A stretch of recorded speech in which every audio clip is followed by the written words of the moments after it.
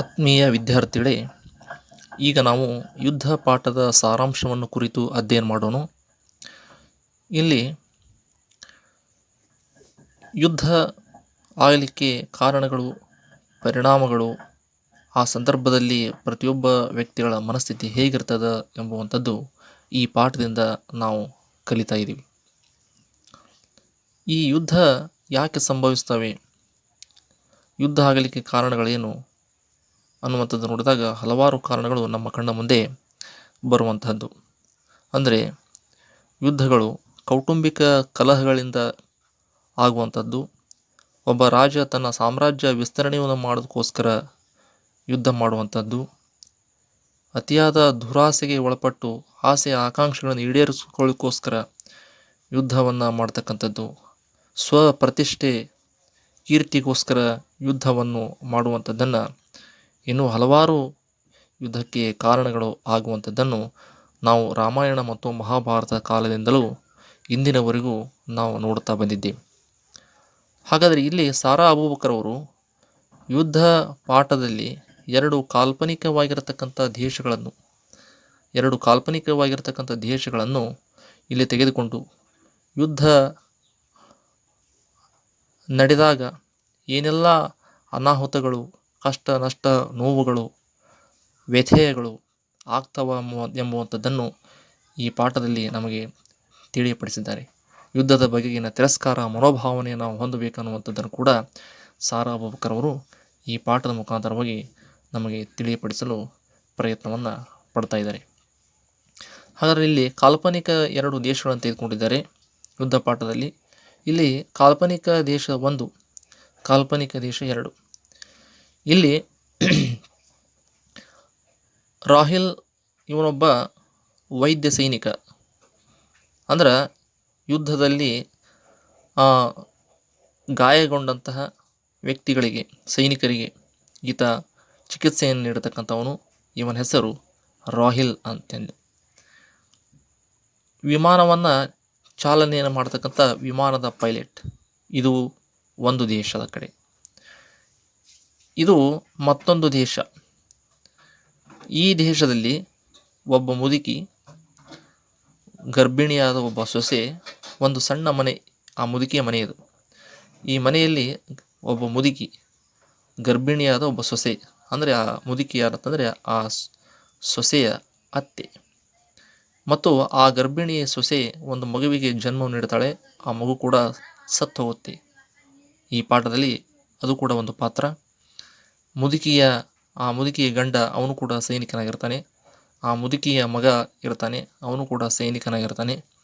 ಆ ಮುದುಕಿಯ ದೇಶದ ಒಬ್ಬ ಸೈನಿಕರು ಕೂಡ ಈ ಒಂದು ಪಾಠದಲ್ಲಿ ಬರ್ತಕ್ಕಂಥ ಪಾತ್ರಗಳು. ಆ ಮುದುಕಿಯ ಮನೆ, ಆ ಮನೆ ಈ ಒಂದು ದೊಡ್ಡ ಸಮುದ್ರದ ಒಂದು ದಂಡೆ ಮೇಲಿರ್ತದೆ. ಈ ಎರಡು ದೇಶಗಳ ನಡುವೆ ಇದೊಂದು ದೊಡ್ಡದಾಗಿರ್ತಕ್ಕಂಥ ಗಡಿರೇಖೆ. ನಿಮಗೆ ಪರಿಚಯವಿದೆ. ಈಗಲೂ ಕೂಡ ಗಡಿ ಭಾಗದಲ್ಲಿ ರಾಜ್ಯಗಳ ನಡುವೆ ಇರ್ಬೋದು, ದೇಶಗಳ ನಡುವೆ ಇರ್ಬೋದು, ಗಡಿ ಭಾಗದಲ್ಲಿ ಸಾಮ್ರಾಜ್ಯ ವಿಸ್ತರಣೆಗೋಸ್ಕರ, ದೇಶವನ್ನು ವಿಸ್ತರಣೆಗೋಸ್ಕರ ಗಡಿ ಭಾಗದಲ್ಲಿ ಇರತಕ್ಕಂತಹ ಒಂದು ಗ್ರಾಮಗಳನ್ನು ತಮ್ಮ ಸ್ವದೇಶಕ್ಕೆ ಸೇರಿಸಿಕೊಳ್ಳೋಸ್ಕರ ಇವತ್ತಿಗೂ ಅನೇಕ ಯುದ್ಧಗಳು ದೇಶಗಳ ನಡುವೆ ನಡೀತಾ ಇವೆ. ಅಂದ್ರೆ ಅಕ್ರಮವಾಗಿ ಗ್ರಾಮಗಳನ್ನು ತಮ್ಮ ದೇಶಕ್ಕೆ ಸೇರಿಸಿಕೊಂಡು ತಮ್ಮ ದೇಶಗಳನ್ನು ವಿಸ್ತರಿಸೋಸ್ಕರ ಯುದ್ಧವನ್ನು ಮಾಡ್ತಾ ಇರುವಂಥದ್ದು ಗಡಿ ತಂಟೆಗಳು. ಗಡಿ ಭಾಗದಲ್ಲಿ ಇವತ್ತಿಗೂ ಯುದ್ಧಗಳು ಸಂಭವಿಸ್ತಾ ಇದ್ದಾವೆ. ಹಾಗಾದ್ರೆ ಇಲ್ಲಿ ಎರಡು ಕಾಲ್ಪನಿಕವಾದ ದೇಶಗಳನ್ನು ತೆಗೆದುಕೊಂಡಿದ್ದಾರೆ. ಈ ದೇಶದವರು ಈ ದೇಶದ ಈ ಗಡಿ ಭಾಗದಲ್ಲಿರ್ತಕ್ಕಂಥ ಕೆಲವು ಗ್ರಾಮಗಳನ್ನು ವಶಪಡಿಸಿಕೊಳ್ಬೇಕಂತಿಕೊಂಡು, ಮತ್ತು ಅವರ ಧರ್ಮ ಬೇರೆ, ತಮ್ಮ ಧರ್ಮ ಬೇರೆ ಎಂಬ ಕಾರಣಕ್ಕಾಗಿ ಕೂಡ, ಮತ್ತು ಈ ದೇಶದವರು ಈ ದೇಶದ ಕೆಲವೊಂದಿಷ್ಟು ಗ್ರಾಮಗಳನ್ನು ಆಕ್ರಮಣ ಮಾಡಿಕೊಳ್ಬೇಕಂತಿಕೊಂಡು ಎರಡೂ ದೇಶಗಳ ನಡುವೆ ಯುದ್ಧಗಳು ಸಂಭವಿಸ್ತವೆ. ಹಾಗಾದರೆ ಇಲ್ಲೇ ಈ ಭಾಗದಲ್ಲಿ ಒಂದು ದೊಡ್ಡದಾಗಿರ್ತಕ್ಕಂಥ ಈ ಸಮುದ್ರ, ಈ ದೇಶದವರು ಅಂದ್ರೆ ಮುದುಕಿ ಇರತಕ್ಕಂಥ ದೇಶದವರು ಒಂದು ದೊಡ್ಡದಾಗಿರ್ತಕ್ಕಂಥ ವಿಮಾನದೊಂದಿಗೆ ಡಾಕ್ಟರ್ ರಾಹಿಲ್ ಇರತಕ್ಕಂಥ ವೈದ್ಯನಿರ್ತಕ್ಕಂಥ ಡಾಕ್ಟರ್ ರಾಹಿಲ್ ವೈದ್ಯನಿರ್ತಕ್ಕಂಥ ವಿಮಾನದ ಮೇಲೆ ಆಕ್ರಮಣವನ್ನು ಮಾಡ್ತಾರೆ.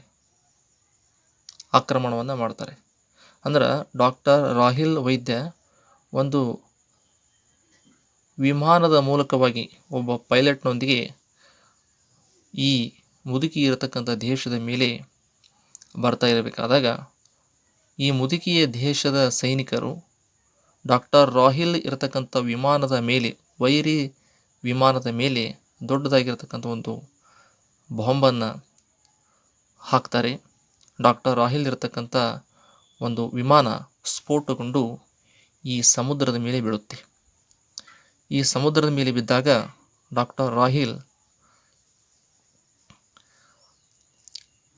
ಈ ಸಮುದ್ರದಲ್ಲಿ ಬಿದ್ದು ಕಾಲಿಗೆ ಪೆಟ್ಟಾಗಿ ಸಾಕಷ್ಟು ನೋವನ್ನು ಅನುಭವಿಸಿ ಆತ ಈಜಿಕೊಂಡು ದಡವನ್ನು ಸೇರಲಿಕ್ಕೆ ಪ್ರಯತ್ನ ಪಡ್ತಾನೆ. ಮೈಮೇಲೆ ಹಾಕಿಕೊಂಡಿರ್ತಕ್ಕಂಥ ಬಟ್ಟೆಗಳು ಅವನಿಗೆ ಬಹಳಷ್ಟು ಭಾರವಾಗಿ ಕಾಲಿಗೆ ಪೆಟ್ಟಾಗಿ ಅವನು ಮುಂದಕ್ಕೆ ಹೋಗಲಾಗದಿದ್ದರೂ ಕೂಡ ಕಷ್ಟಪಟ್ಟು ಆ ಸಮುದ್ರವನ್ನು ದಾಟಿಕೊಂಡು ಹೋಗಲಿಕ್ಕೆ ಪ್ರಯತ್ನವನ್ನು ಪಡ್ತಾನೆ. ಆದರೆ ಸಮುದ್ರದ ಈ ರಾತ್ರಿ ಸಮಯ ಆಗಿರ್ತದ. ಆ ವಿಮಾನ ಡಾಕ್ಟರ್ ರಾಹಿಲ್ ಇರತಕ್ಕಂಥ ವಿಮಾನ ಸ್ಫೋಟಗೊಂಡಾಗ ಎಲ್ಲೆಲ್ಲಿಯೂ ಕತ್ತಲಮಯವಾಗಿರ್ತಕ್ಕಂಥ ಪ್ರದೇಶ, ಬೆಳಕಿರುವುದಿಲ್ಲ. ಯಾಕೆಂದ್ರೆ ಬ್ಲಾಕ್ಔಟ್ ನಿಯಮ ಅಂತಂದ್ರೆ ವೈರಿ ದೇಶದವರು ವಿಮಾನ ದಾಳಿ ಮಾಡದಂತೆ, ಅಂದರೆ ವಿಮಾನ ಹಾರಾಡ್ತಿರಬೇಕಾದಾಗ ಆ ವಿಮಾನದಲ್ಲಿರ್ತಕ್ಕಂಥ ಸೈನಿಕರಿಗೆ ಕೆಳಗೆ ಯಾವ ಗ್ರಾಮಗಳು ಕಾಣಿಸದಂತೆ ಎಲ್ಲ ಗ್ರಾಮಗಳು ತಮ್ಮ ರಕ್ಷಣೆಗೋಸ್ಕರ ಮನೆಯಲ್ಲಿರ್ತಕ್ಕಂಥ ಬೀದಿಯಲ್ಲಿರ್ತಕ್ಕಂಥ ದೀಪಗಳನ್ನು ಆರಿಸಿರ್ತಾರೆ. ಅಂದ್ರೆ ಕತ್ತಲಮಯವಾಗಿರ್ತಕ್ಕಂಥ ಒಂದು ಪ್ರದೇಶ ನಿರ್ಮಾಣವಾಗಿರುತ್ತೆ.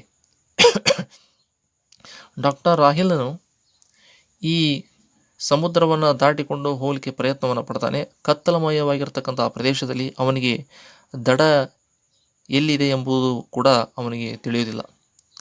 ಆದರೂ ಹೇಗೋ ಒಂದು ಮನೆಯಿಂದ ಸಣ್ಣದಾಗಿರ್ತಕ್ಕಂಥ ಒಂದು ಕಿಟಕಿಯಿಂದ ಒಂದು ಬೆಳಕಿನ ಕಿರಣ ಅವನಿಗೆ ಕಣ್ಣಿಗೆ ಕಾಣಿಸ್ಕೊಳ್ಳುತ್ತೆ. ಅವನಲ್ಲಿ ಜೀವದ ಆಸೆ ಹೆಚ್ಚಾಗಿ ಸ್ವಲ್ಪ ಮನಸ್ಸಿನಲ್ಲಿ ಏನೋ ಒಂದು ಚೈತನ್ಯ, ಅಲ್ಲೊಂದು ಮನೆ ಇರ್ಬೋದು ಏನೋ, ನಾನು ಈ ದಡದ ಕಡೆಗೆ ಹೋಗ್ತಾ ಇದ್ದೀನಿ, ಅಂದರೆ ತೀರದ ಕಡೆಗೆ ಹೋಗ್ತಾ ಇದ್ದೀನಿ ಅನ್ನುವಂಥ ಸಂತೋಷ.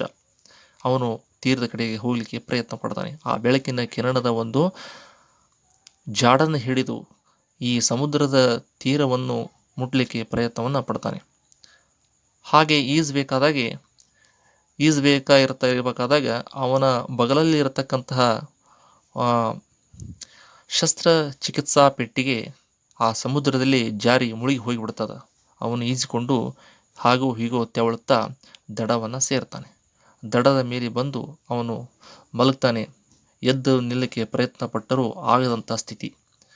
ಆ ಸಂದರ್ಭದಲ್ಲಿ ಈ ಮುದುಕಿಯ ಮನೆಯಲ್ಲಿ ಒಬ್ಬ ಗರ್ಭಿಣಿ ಸೊಸೆ ಒಂದು ಮಗುವಿಗೆ ಜನ್ಮವನ್ನು ನೀಡಲು ಸಿದ್ಧವಾಗಿರುತ್ತಾಳೆ. ಆ ಒಂದು ಕಷ್ಟದ ಒಂದು ಸಂದರ್ಭ.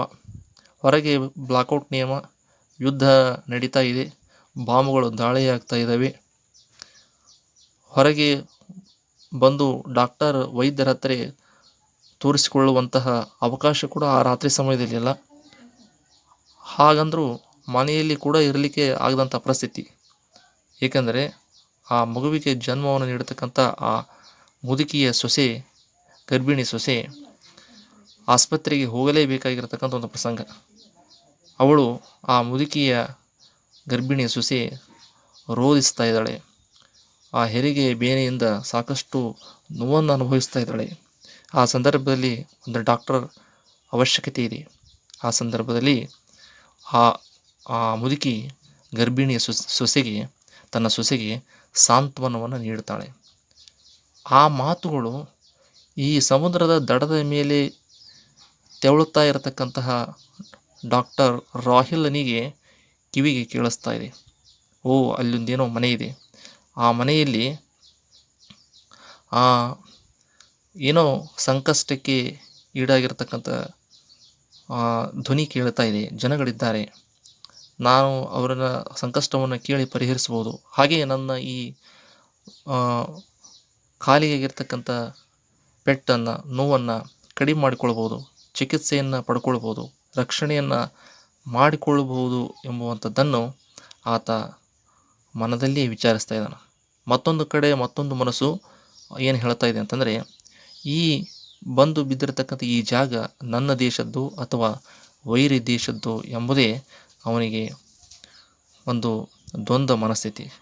ಯಾಕೆಂದರೆ ಬ್ಲಾಕ್ಔಟ್ ನಿಯಮ ಇರುವುದರಿಂದ ಕತ್ತಲಮಯವಾಗಿರ್ತಕ್ಕಂಥ ಪ್ರದೇಶದಲ್ಲಿ ಸ್ಫೋಟಗೊಂಡ ವಿಮಾನ ಬಿದ್ದಿರೋದು ಸಮುದ್ರದಲ್ಲಿ. ಆದಾಗ್ಯೂ ನಾನು ಈ ಬಂದು ನಿಂತಿರುವುದು ನನ್ನ ದೇಶದ ಮೇಲೆಯೋ ಅಥವಾ ವೈರಿ ದೇಶದ ಮೇಲೆಯೋ ಅಂತಿಕೊಂಡು, ಅಂದರೆ ವೈರಿ ದೇಶವಾಗಿದ್ದರೆ ನನಗೆ ಇಲ್ಲಿ ರಕ್ಷಣೆ ಸಿಗುವುದಿಲ್ಲ ಆ ಮನೆಯಲ್ಲಿ, ಸ್ವದೇಶವಾಗಿದ್ದರೆ ಆ ಮನೆಯಲ್ಲಿ ನನಗೆ ರಕ್ಷಣೆ ಸಿಗ್ಬೋದೋ ಏನೋ, ಆದರೂ ಏನೋ ಹೋಗುವಂಥ ಪ್ರಯತ್ನ ಮಾಡೇ ಬಿಡೋಣ ಅನ್ನುವಂಥ ವಿಚಾರದಲ್ಲಿ ಡಾಕ್ಟರ್ ರಾಹಿಲ್ ಏನು ಮಾಡ್ತಾನಂತಂದರೆ ಆ ಮನೆ ಹತ್ತಿರ ಹೋಗಲಿಕ್ಕೆ ಪ್ರಯತ್ನವನ್ನು ಮಾಡ್ತಾನೆ. ಹಾಗಾದರೆ ಆ ಮನೆಗೆ ಡಾಕ್ಟರ್ ರಾಹಿಲ್ ಹೋಗ್ತಾನೋ ಇಲ್ಲೋ, ಹೋದ್ಮೇಲೆ ಅವನಿಗೆ ಅಲ್ಲಿ ಆಗ್ತಕ್ಕಂಥ ಸನ್ನಿವೇಶಗಳು ಹೇಗೆ, ಅವನ ಗಾಯಕ್ಕೆ ಅವನ ನೋವಿಗೆ ಪರಿಹಾರ ಸಿಗುತ್ತೋ ಇಲ್ಲೋ, ಆ ಡಾಕ್ಟರ್ ರಾಹಿಲ್ ಆ ಮನೆಯಲ್ಲಿ ಇರ್ತಕ್ಕಂಥ ಸಂಕಷ್ಟವನ್ನು ಪರಿಹರಿಸುತ್ತಾನೋ ಇಲ್ಲವೋ, ಹೇಗೆ ಅನ್ನುವುದನ್ನು ನಾವು ಮುಂದಿನ ಭಾಗದಲ್ಲಿ ತಿಳಿದುಕೊಳ್ಳೋಣ.